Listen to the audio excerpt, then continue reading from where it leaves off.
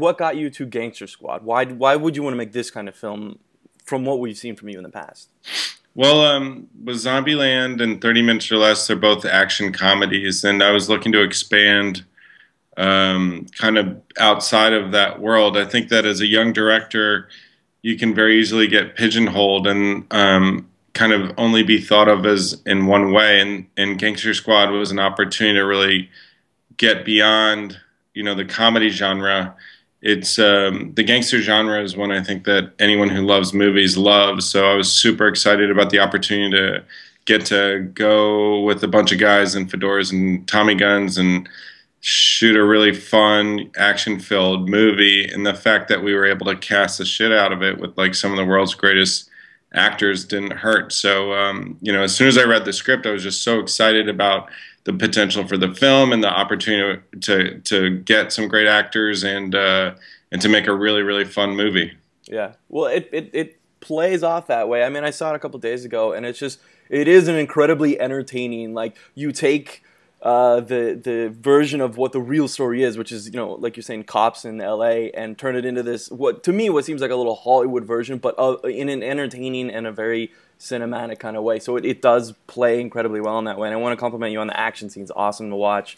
And I had a really great time with it. The cast is fantastic. You're right. Everything you're saying about it plays off really well in a just a very great entertainment kind of way, which is why I was asking you about that in sort of the way that you make what would be called entertainment and just like cinema that's really fun and enjoyable to watch, but isn't necessarily like gritty. And I mean, I guess since we're in the middle of the Oscar season, there's so much of that going on.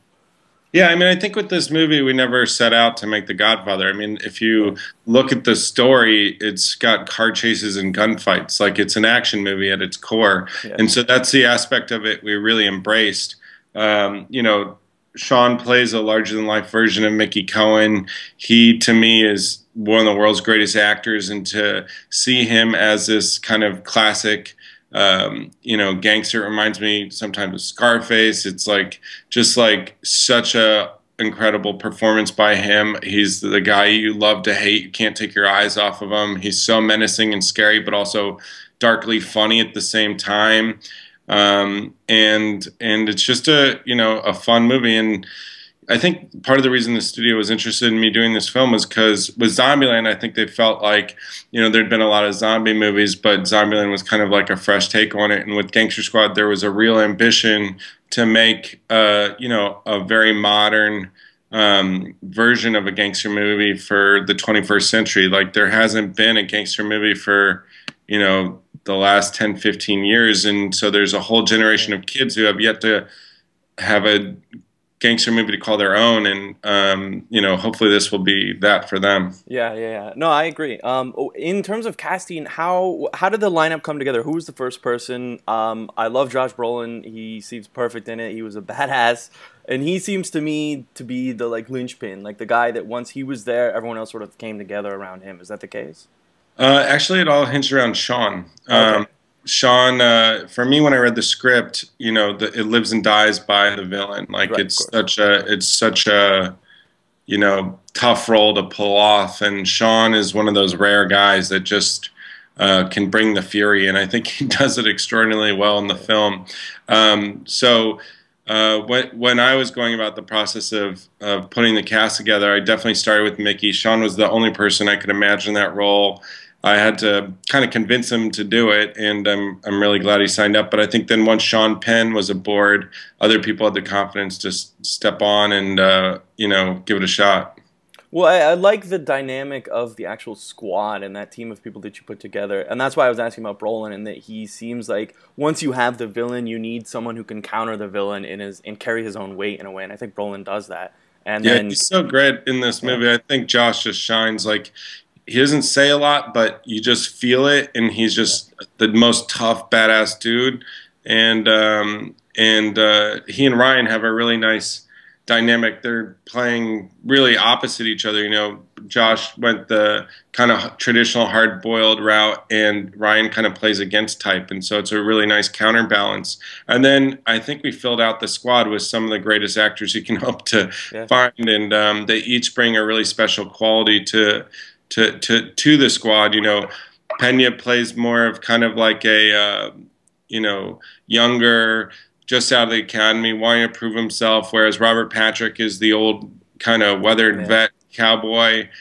Giovanni Ribisi is an actor I've loved for so long, and he always makes everything he does so much more interesting and better than it was on the page. And Anthony Mackie, I've just grown to love. Like, he's Yeah. one of the coolest dudes I've ever met. He's so funny off camera, but just so good in this film and everything he does. He's a real star. Like, Mackie's amazing. He's great. Yeah, well, that's what I mean. You pulled together a great cast, and you were saying that you just had the chance to shoot with an amazing cast, which is the segue into my next question of what was the actual production like? I don't know if you remember, but Peter and I randomly ran across your shoot at Grauman's, which never made it, but we just like stepping on that set and seeing basically the entire street with cars and Christmas decorations, and it was like you took over an entire famous block of Hollywood. What was that production like? I feel like the town just sort of let you guys play around with it in as much as you Yeah, I wanted. think there was a lot of pride in Los Angeles about us making a movie set in Los Angeles, taking place in Los Angeles,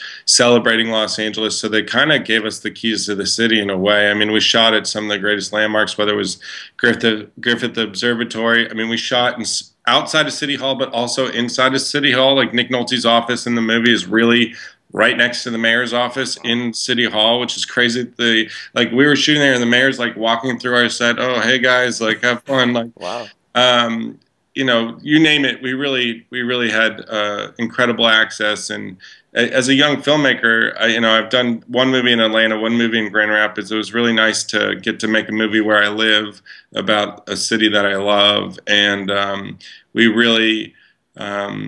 I think everyone had a lot of pride, certainly at that Chinese theater sequence. Like, that place I consider like St. Peter's for movie lovers. It's really a temple where you go to worship film and everything about it. And so I felt really proud to shoot there. It's a shame that the scene got cut, but it was absolutely the right thing to do given the eerie kind of parallel to the national tragedy that was suffered in Aurora. Yeah, no, I agree. And I don't want to dwell too much on that, but it is such a key thing to bring up because, like you're saying, like you had so much fun and you enjoyed shooting there that it sucks so much that you had to get rid of that scene. But in terms of the final production, what was it like going through that and then getting to a January release with having to reshoot the Chinatown sequence and add and re-edit and sort of rethink the movie after that point? What was that whole experience like?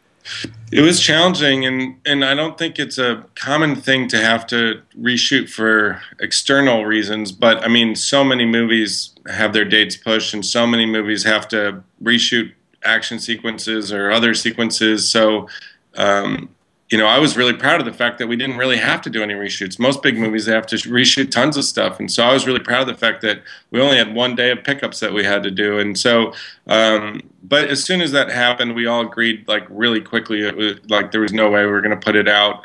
Luckily, the cast was all available to come back and be a part of the scene, and we had a finished version of the movie, so we really could just extricate that one sequence, which was the ambush at Grauman's, go shoot a new scene, and then drop in the new one. Yeah. So it's like we didn't really touch any of the reels other than the one that scene was contained in. They were all locked. So it was a pretty unique situation. I'm proud of the fact that we did it. I think the new sequence is really exciting and adds a suspenseful quality to the film that isn't there already. Yeah. And it really, a lot of people who see the finished version of the movie don't have any idea which was the actual scene that was replaced. And so I'm proud of that fact. Yeah, no, it fits really well and it works, and the film still flows. It doesn't cause any problems. It's not like I'm sitting there thinking, where would this have been? I mean, as much as I am trying to place that and want to see it, like I almost want to ask, is it something we would ever see one day on a DVD, or are they just saying we're going to scrap this, never to be seen again? It's not my decision to make, but I hope that that it'll see the light of day sometime. But we'll see. I can't answer that. I hope, because I think it's really good, that it'll see the light of day, but ultimately that's the studio's decision to make. Yeah, I understand. You sort of touched on this just in the fact that you got to shoot in LA, but I was going to ask, what were the biggest differences in terms of you as a filmmaker and your progression and what you had to do between Zombieland, 30 Minutes or Less, and moving to this sort of point with Gangster Squad in terms of a bigger studio film in the city, more budget, more actors, more to work with in a sense? How much of a change was that for you? I've said before that this movie I had as big, if not bigger, a learning curve than my very first film. Like it was intense. Like just dealing with that caliber of actors, dealing with the added pressures that come with a bigger budget, dealing with Warner Brothers, who's like they're the Yankees of movie making. It was all just a big step up and really challenging throughout. But I'm very proud of the movie that we made, and I'm glad that audiences are finally getting a chance to see it. Yeah, me too, me too. I'm happy it's finally out and people can go see it, and I do think it's a hell of an entertainment, like cinema experience. Like, I just had a blast watching it. The Yeah, gunfights alone, I mean, I've seen it a bunch with audiences, and people really love the film. Like yeah, we've had multiple applause breaks, like big laughs throughout, which you wouldn't yeah. necessarily expect in a gangster movie. And the action, I think everyone is a fan of. Like the shootouts and especially the fist fight at the end are all things I'm very proud of. Was that your what was your ultimate goal with this? If there is if I mean if I can even ask that question, were you trying to say I want to make entertainment that leaves people satisfied at the end? Were you trying to say I want to make something that makes people think about this squad and their place in history? Like, what was your ultimate goal with this film?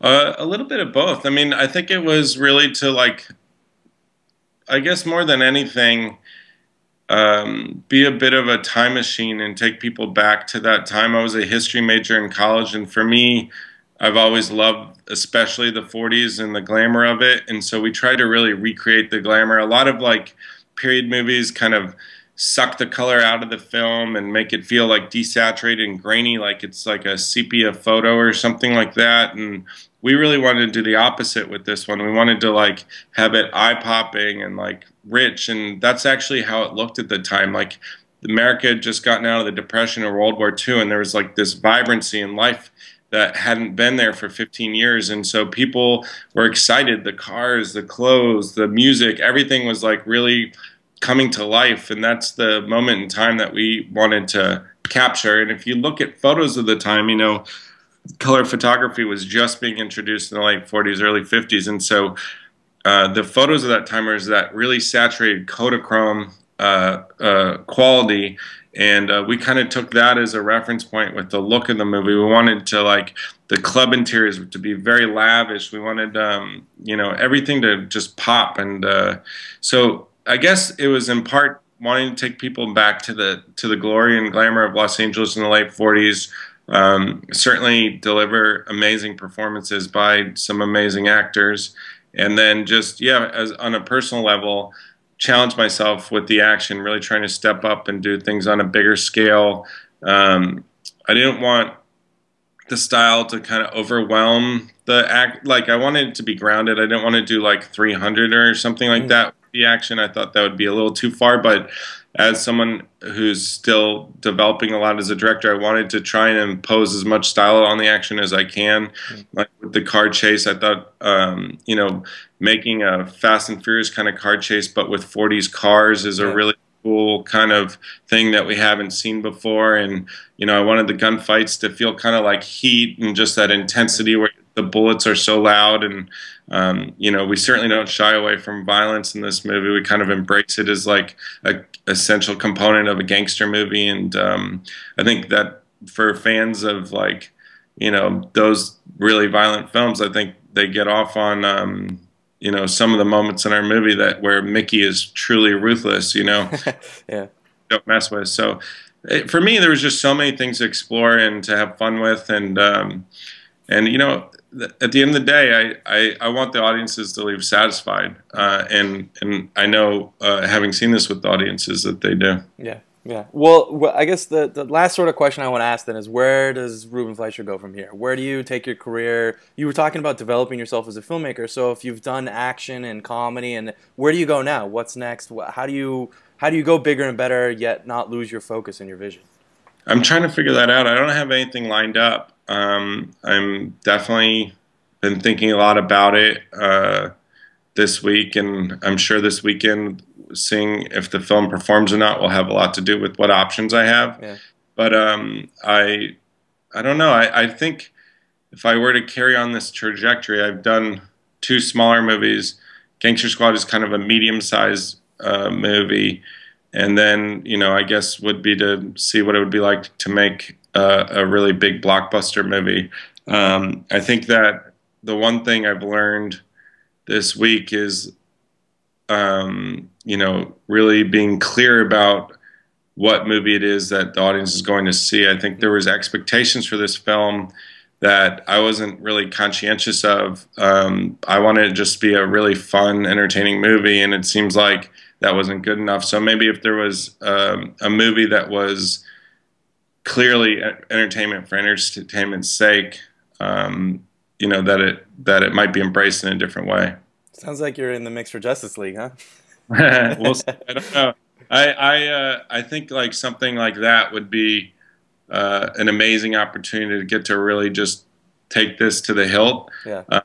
But I know there's a lot of people interested in that project, so we'll see. Yeah, of course. See what they decide. Well, good luck wherever it takes you. I've been following your career since the beginning, and I'm always excited. I mean, I have to say, when I heard that you were on Gangster Squad, it was kind of like, Ruben, what? But then seeing the final product, you're like, I get it. This guy is a great filmmaker. You can make great films that are great entertainment. I don't agree with the people who say it's not great entertainment, because it is. And Awesome. I want to see what you can do next. I want to see how you continue to challenge yourself. Awesome, man. Thank you so much. That means a lot.